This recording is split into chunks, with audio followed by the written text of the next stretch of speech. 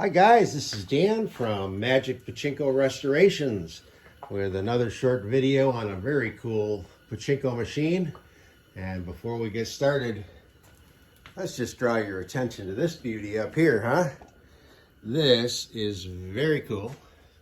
This was made by my Ohio friend Rudy Graham, who is also a protege of mine. Rudy decided he wanted to learn a little more about restoring pachinko machines, and over the last couple of years we've been chatting pretty much on a daily basis, and he really does a fine job. He's got his own website up now. I think it's Rudy's VintagePachinkos.com, something like that. So certainly visit him. I'll put a link in the information area. So this is just very cool. I just wanted to make sure everybody got a chance to see it.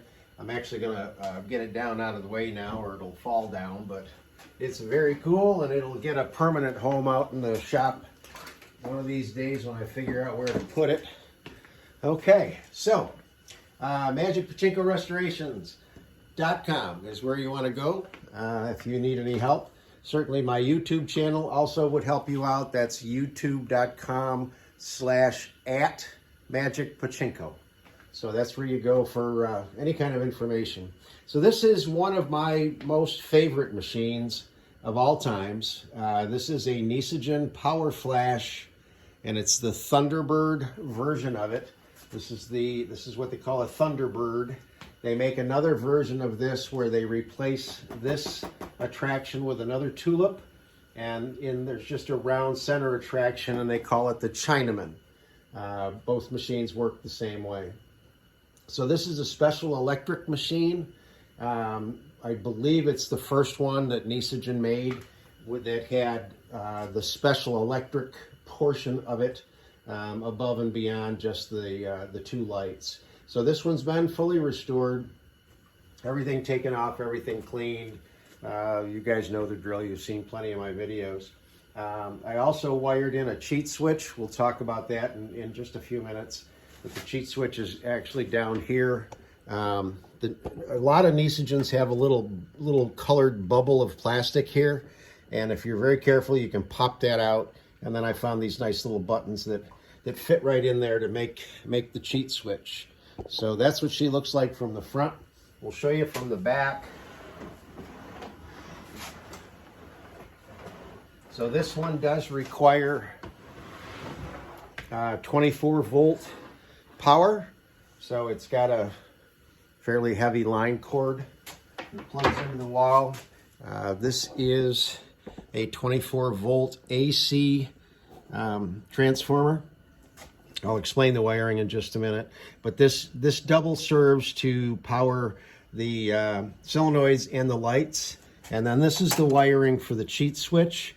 The reason that there's got the extra wire here is because if you ever open the machine up from the frame, you need this to be here, so that's just why there's extra wiring. Now, we've talked about what goes wrong when you're doing restorations. This one was extremely dirty.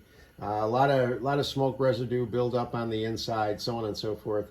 And for some reason, this white plastic just turned out to be extremely brittle. I mean, every time I touched it, it did break in some places. Nothing that affects anything, but it was just really, really brittle plastic. So let me explain real quick. These are AC transformers that I buy, and they have 3 leads coming out of them, 2 blue and a yellow. And when you plug them in and you measure across the 2 blues, you get 24 volt AC. If you measure across a blue and a yellow, you get 12 volt AC. So it works out really well. So what I do is I take one of these and I split it into 2. So these 2 black wires are both 24, as is this. Okay, these are the ones that are all, if you go across these, they'll give you 24 volts. And then one set pairs with the yellow to give me the 12 up here for the lights. The other set goes up into the circuit board area up here. And behind this is a rectifier board, and that rectifier board takes the 24 volt AC, changes it to 24 volt DC, and this right here runs in and then runs the 4 solenoids that are back in there, 24 volt DC. So that's what all of this wiring is for. These are very, they're not hard to restore in the sense that they are a Model B, but you do have to understand the changes in the voltage and so on and so forth if you're going to, you know, get in and restore one. Just, if you have any questions, just get in touch with me. So now that we've talked about that, let's just kind of move on to getting this set up and ready to play. So again, this is going to have a line cord that will go into the wall. And when you plug it in, the ball out light will come on. There's no balls in this machine whatsoever.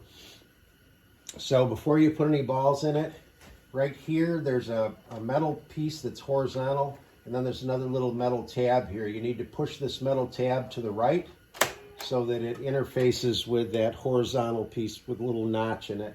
I've got them coated red so that you know that's important. You want to make sure that those are connected, because if you put balls in and they're not connected like that, the balls will just run out of the machine. This is actually, this mechanism in here is called the ball dump mechanism. So you want to make sure that those are attached, and then you take a handful of balls, run them from the upper tray down the upper feed track into the turnaround, into the lower feed track, into the jackpot, and that's where they should stop, which they did, so we're good.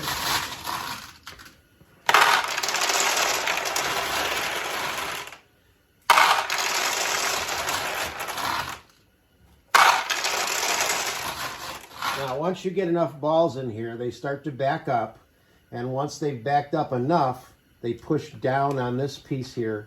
It lifts up off of the leaf switch that turns the light on, so now the light is off, and you're now going to place the majority of your pachinko balls in the upper hopper. So I've included 500 balls with this machine. You want to put 475 of them right here. I mean, they all go right there. And now the machine is properly loaded. The other thing that you need to check before you start to play is make sure that the seesaw is in the correct position. The seesaw to begin with needs to be tipped up like this, not tipped down. So if you look in here, you see the white plastic. It is tipped up this way rather than this way. If it were down, again, I've marked it with a red arrow, there's a little push rod. You just push up and it would bring the seesaw up. And that's the proper position for the seesaw to be in. So what happens when you get a win is all the balls run down a ramp into the seesaw. Seesaw tips and lets the ball come down through here. It pushes the jackpot arm, which is right here, down. It opens the jackpot, lets the balls out. The winning ball drops out here, and the winning ball drops out here. The rest of the balls go out the front of the machine. Now, if you get a loser, so to speak, you need to have a tray or something across here that when it's properly sitting here, it will catch the balls that drop here and the balls that drop here. They drop out of the machine. Now, one of the things that I never thought of when I do these videos is, if anybody ever thought about it, they say, well, why do the balls drop out of the machine? You know, that seems sort of a pain in the butt. Well, it is for home use. You have to have something to catch the balls, and eventually you take those balls and you replace them in the upper hopper. You just have to keep the machine full of balls. In the parlors, the balls dropped right out of the machine, but they dropped down into a trough, and then they all ended up in the same place. And then they either had the automated ball fillers that would bring them back into the machines, or they would physically collect the balls and reload the machines. But that's why they fell out, because of the way they were set up in the parlors, certainly not for home use. So now that we've got the machine fully loaded, you're going to put a handful of balls in the upper feed tray. Put your little catch basin back here, and now you're ready to play. So you just bring this all the way down, let it roll off your thumb, and it will launch a ball. Now this machine, to be quite honest, in its present condition, is not an easy machine to win on. There's a lot of tulips. You would think it would be very easy, and it is when the tulips are open. But these things here and here actually prevent the balls from going in when the tulips are closed. This tulip and these tulips down here, you can get a ball in when they're closed. If you get a ball in here, it internally runs over here, over here, over here, and then drops to give you a win. So all four of these tulips open up if you get a ball in up at the top. If the tulips are open and you get a ball in here or here, it will close the corresponding tulips on either side. If you drop a ball straight into this little crown shape here, it will open all the tulips, not the pink one. The pink one's not on a solenoid, but the four on either side open. If it goes down this side and activates this little wing or whatever you want to call it, these open. This will open these, okay? But it's not an easy thing to do.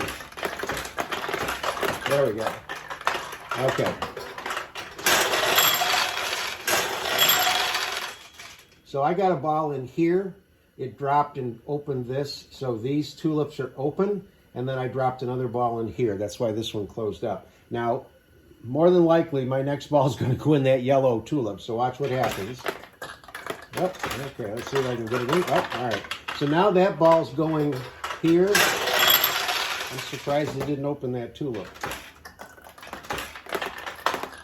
Okay. Now we got two wins that time. One went in here, one went here. It closed these tulips. So again, let's just throw some balls through this.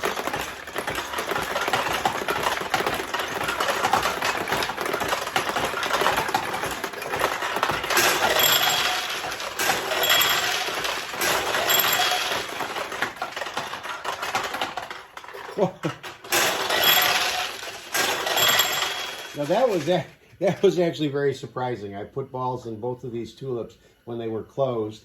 I did get one to go down this side and open all of these tulips. So right after I say it's hard to win, it obviously I just disproved it. It's not all that hard to win. However, it can be hard to win at times. So with that said, right down here where this little bubble is, I put that switch in. So watch the tulips. These are already open, but watch these tulips here. When you give it just a single press, you don't have to hold it, you just press it. It opens all of the tulips. Now the biggest drawback is it's, the easiest place to drop a ball is in the yellow ones. And as soon as you do, it will close the tulips. And it closes them. So now all of the tulips are closed, and we go back to kind of what I said before, where it's not that easy to get a win.